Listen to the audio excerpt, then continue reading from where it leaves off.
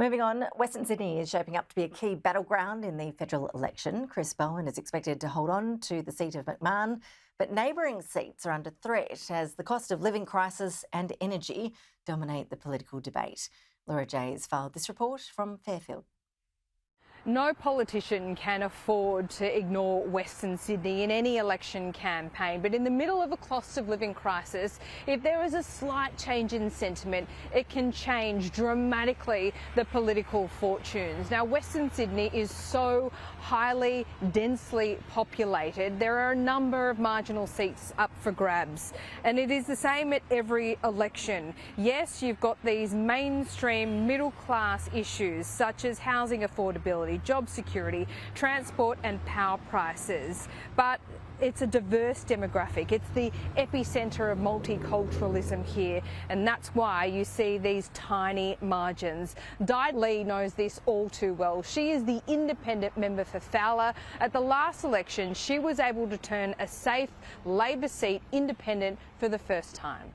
Labor is very disconnected with areas like Fowler, like McMahon, like Werriwa, all of the Western and Sydney, because they've always taken it for granted that people will go to the poll and vote for them, and there has been no other options for people to choose.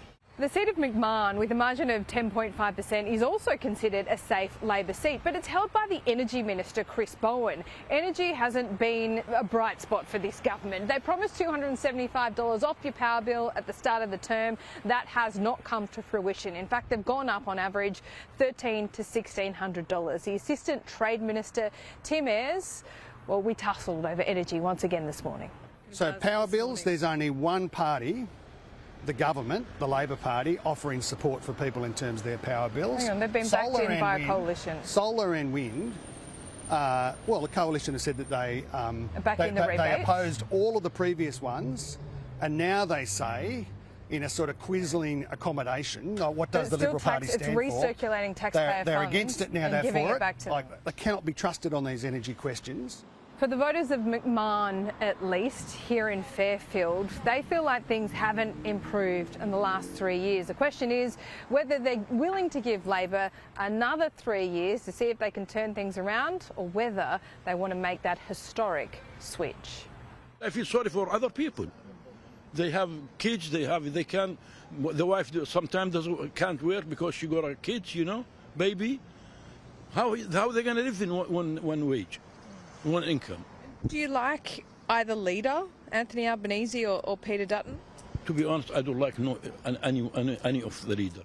You are kidding. This place has gone to the dogs since that man's been in power. And I know a lot of people that are doing it really tough. And I think he's had his chance. What's the deficits for at least the next 10 years, and they're sprouting that they very efficient economic managers? I don't think so. It doesn't add up. Has business got harder in the last 3 years? What do you want to see politicians change? The people need more jobs. Yeah, not many people not working, doesn't work. That's why. So it's very hard to change, step by step, but I don't know how, It's not easy. Hopefully, maybe they can do something for us. Not just for me, for all the people. Laura J, Sky News, McMahon.